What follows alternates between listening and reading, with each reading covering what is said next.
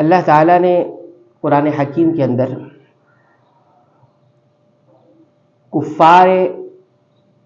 کفار اور مشرکین کے بارے میں اس بات کا تذکرہ کیا ہے کہ یہ جو کفار اور مشرکین تھے نبی کریم صلی اللہ علیہ وسلم کے دور میں، یہ اس بات کا اعتراف کرتے تھے کہ اللہ تعالیٰ ہی تنہا خالق ہے، رازق ہے، منعم یعنی نعمت عطا کرنے والا ہے، اور المتصرف اکیلا تنہا ہی کائنات کو چلانے والا ہے۔ پیدا کرنے والا تنہا وہی ہے، رزق دینے والا تنہا وہی ہے، نعمت عطا کرنے والا بھی وہی ہے، کائنات چلانے والا بھی تنہا وہی ہے۔ اس بات کا اعتراف کفار اور مشرکین کرتے تھے، اس بات کا اعتراف یہ کیا کرتے تھے، اللہ نے قرآن حکیم میں ذکر کیا ہے۔ لیکن اس کے باوجود قرآن حکیم نے کہا کہ ان پر واجب یہ تھا کہ یہ تنہا اللہ کی عبادت کرتے، کیونکہ دعائیں یہ کسی اور سے مانگتے تھے، شریک کرتے تھے، اور اس طرح پورے دین کو اللہ کے لیے خالص نہیں کرتے تھے۔ دیکھیے قرآن حکیم میں کس طرح سے ذکر کیا ہے۔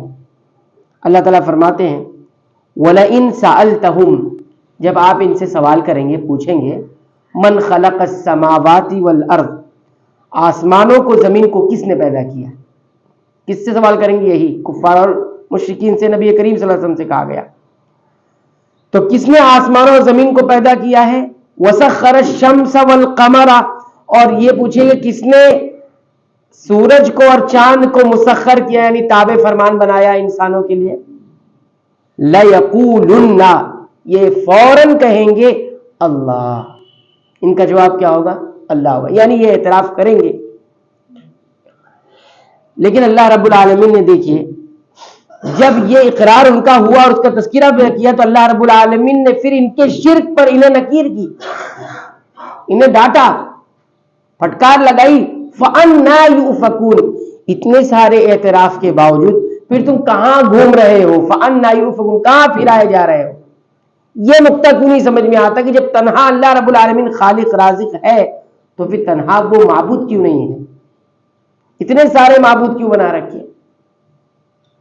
تو خالق ہونے کا، جیسے ہمارا تذکرہ چل رہا ہے کہ اللہ الخالق الخلاق ہے، تو اس کا معنی یہ ہے کہ اللہ کو المعبود یعنی تنہا اسی کو ہی معبود سمجھا جائے۔ عبادت کی کوئی بھی قسم اس سے پھیر کر کسی اور کو نہیں دی جا سکتی، چاہے وہ دعا مانگنے کا مسئلہ ہو، فریاد کرنے کا مسئلہ ہو، یا پھر کوئی نعمت مانگنے کا مسئلہ ہو، یا پھر مصیبت میں پکارنے کا مسئلہ۔ ہر عبادت میں اللہ ہی کی طرف رجوع کیا جائے گا، کسی اور کی طرف نہیں، کسی بھی طور پہ بھی نہیں۔ اور آگے پڑھیے، ایک جگہ اللہ رب العالمین ان کا تذکرہ اس طرح سے فرماتے ہیں وَلَئِن سَأَلْتَهُمْ، اے نبی جب آپ ان سے سوال کریں گے، پوچھیں گے، من خلق السماوات والارض، آسمان اور زمین کو کس نے پیدا کیا؟ لَيَقُولُنَّ، یہ ضرور کہیں گے اللہ۔ ان کا جواب ہوگا اللہ، یعنی آسمان اور زمین کو اللہ نے پیدا کیا۔ جب اللہ رب العالمین نے یہاں بھی ان کے اعتراف کا تذکرہ کیا تو پھر انہیں ان کے شرک پر ڈانٹا اور پھٹکار لگائی۔ قُلِ الْحَمْدُ لِلَّهِ، اے نبی آپ کہیے تمام تعریفیں ایک اللہ کے لیے ہے، بل اکثرهم لا يعلمون، بلکہ ان کی اکثریت اس بات کو جانتی نہیں۔ تعریف کے لائق، حمد کے لائق بھی ایک ہی ذات ہے، اور وہ اللہ رب العالمین۔ سب کی تعریف نہیں کی جا سکتی، سب کی حمد نہیں بیان کی جا سکتی۔ ایک اور تذکرہ سنیے، اللہ تعالیٰ فرماتے ہیں اللہ الذی خلقکم، اللہ وہی ہے جس نے تمہیں پیدا کیا۔ اللہ کے خالق ہونے کا معنی سنیے، اللہ وہی ہے جس نے تمہیں پیدا کیا، ثم رزقکم، وہ تمہیں رزق عطا کیا، ثم یمیتکم، پھر وہی تمہیں موت دے گا، ثم یحییکم، پھر وہی تمہیں زندہ کرے گا۔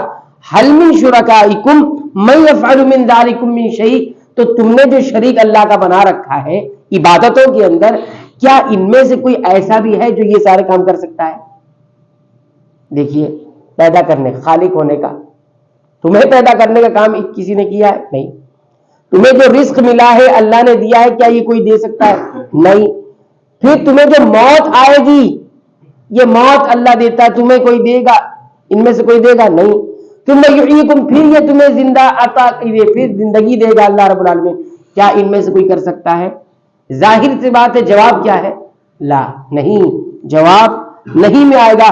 جب یہ جواب ہے کہ اللہ کے سوا کوئی یہ کام نہیں کر سکتا، کوئی اس چیز پر قدرت نہیں رکھ سکتا کہ یہ ساری چیزیں کرے، یعنی پیدا کرنا، رزق دینا، زندہ کرنا اور موت دینا، تو پھر یہاں پر اس اعتراف کے بعد یہ بھی متعین ہو گیا. اللہ رب العالمین نے کہا سبحانہ وتعالی عما یشرکون.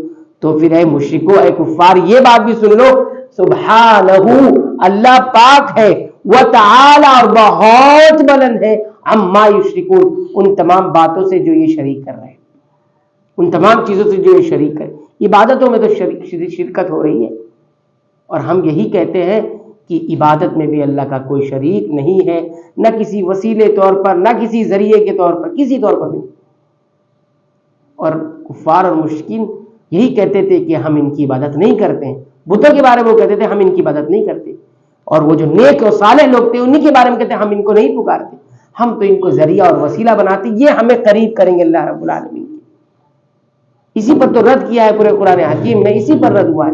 قرآن اگر غور سے انسان پڑھے تو اسے سمجھ میں آئے. تو یہ تذکرہ یہاں پر اس لیے کیا گیا کہ اللہ کے الخالق ہونے کا معنی، الخلاق ہونے کا مطلب یہ ہے کہ اللہ رب العالمین کو اس بات کا اعتراف کرتے ہوئے کہ وہی خالق ہے، اس بات کا اعتراف لازم ہو جاتا ہے کہ تنہا عبادت کے لائق بھی وہی ہے، اس کے ساتھ عبادت میں بھی کسی کو شریک نہیں کیا جا سکتا.